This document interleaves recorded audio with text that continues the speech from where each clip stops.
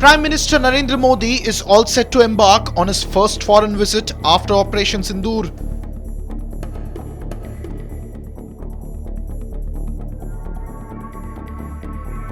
The destination, Kananaskis, Alberta in Canada for the G7 summit.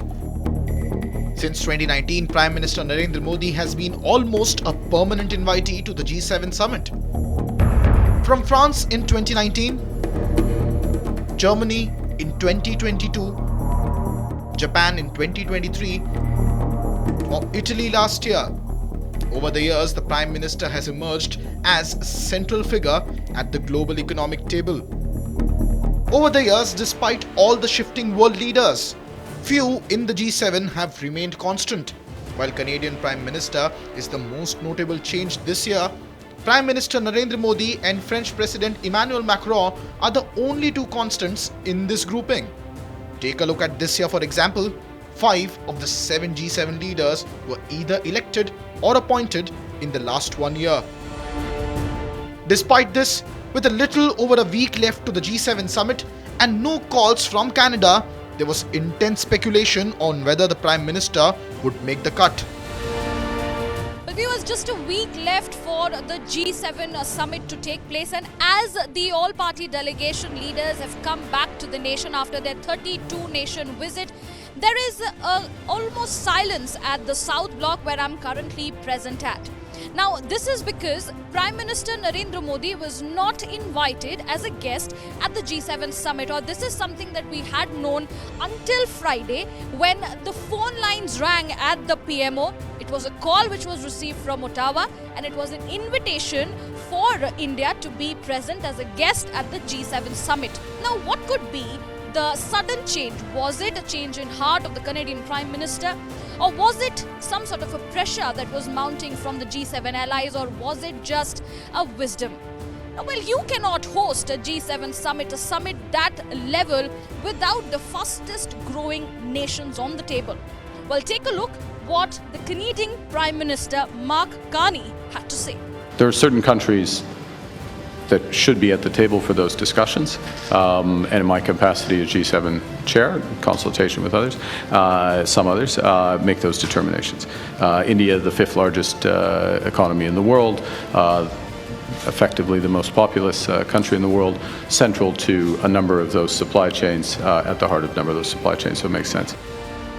While India and Canada ties have been at a historic low since the G20 summit in India and Justin Trudeau's baseless allegations thereafter, over the past number of weeks, Canadian security agencies have been actively pursuing credible allegations of a potential link between agents of the government of India and the killing of a Canadian citizen, Hardeep Singh Nijjar.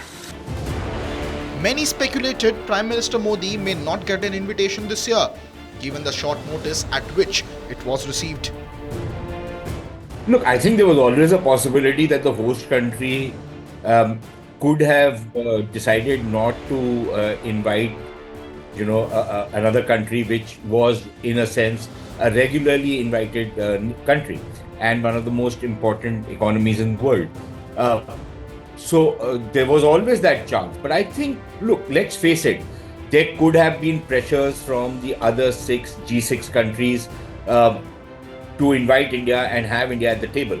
Alternatively, I think there are also telltale signs under the new Canadian administration of Prime Minister Mark Carney that they cannot continue with the kind of stupid and puerile policies of his very puerile and childish and immature predecessor, Justin Trudeau.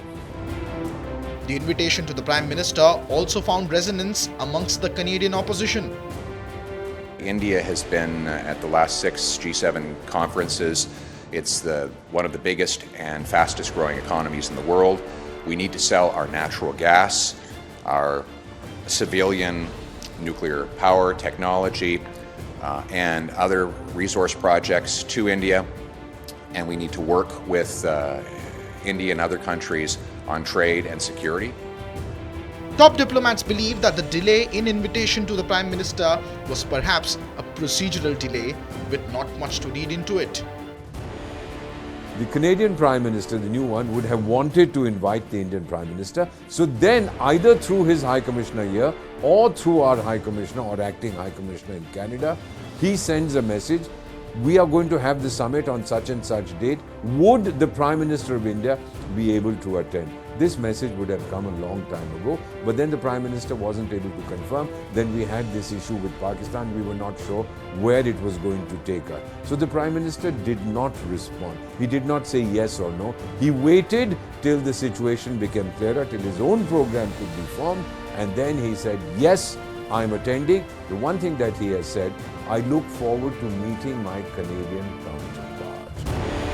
However, questions continue to remain on whether this diplomatic outreach will be successful to thaw the frigid relationship between India and Canada, with the Royal Canadian Mounted Police already gearing up for Khalistani demonstrations that could target the visit. We're monitoring those groups that have indicated a desire to protest. We are certainly mindful that the G7 will likely attract people who they have something they want to say around the G7 or individual leaders attending the G7. Our goal is to ensure any protest is lawful, peaceful, and safe. And a collaborative effort to work with protest organizers is important to doing that. How many folks are intending to show up is, I think, something that we will continue to see evolving between now and the summit.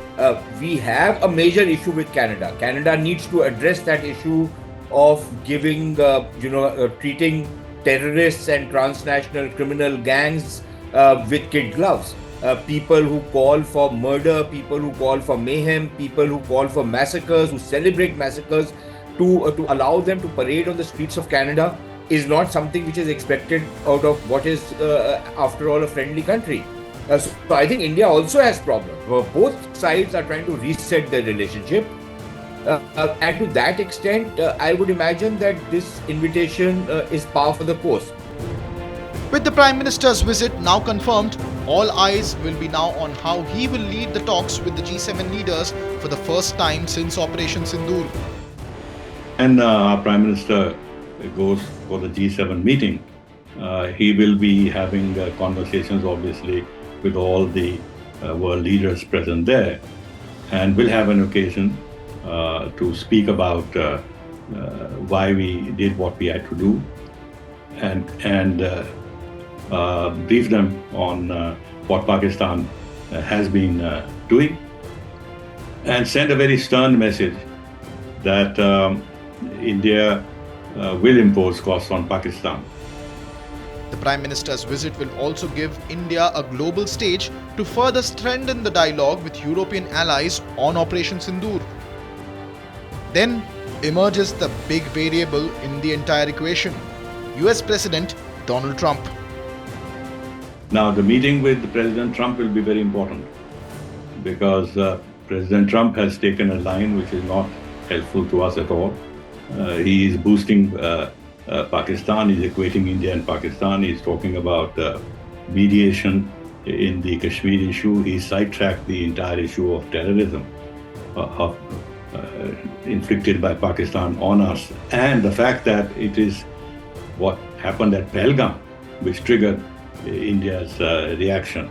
So Trump will have to be briefed properly, and hopefully he will see things more clearly, but you can never count on President Trump because he's a bit of a loose cannon.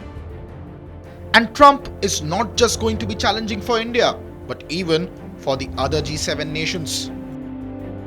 Die uns zweimal wiedersehen, einmal auf dem G7-Gipfel in 2 Wochen in Kanada, dann auf dem direkt danach stattfindenden NATO-Gipfel in Den Haag.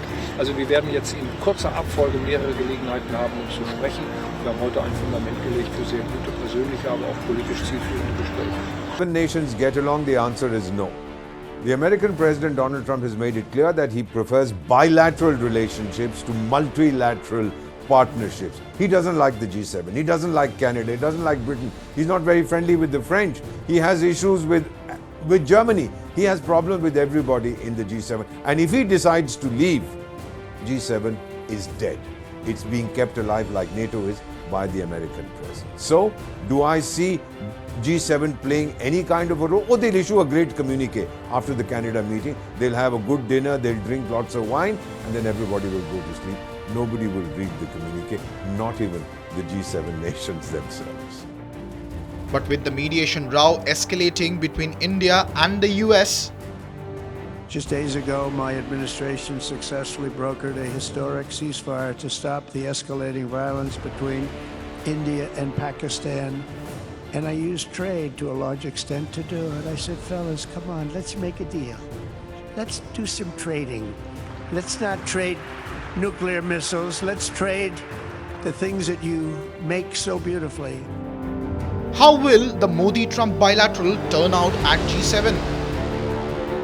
Trump is very unpredictable, and over the last 11 years, I have learned that never predict anything of what Mr. Modi might pull off.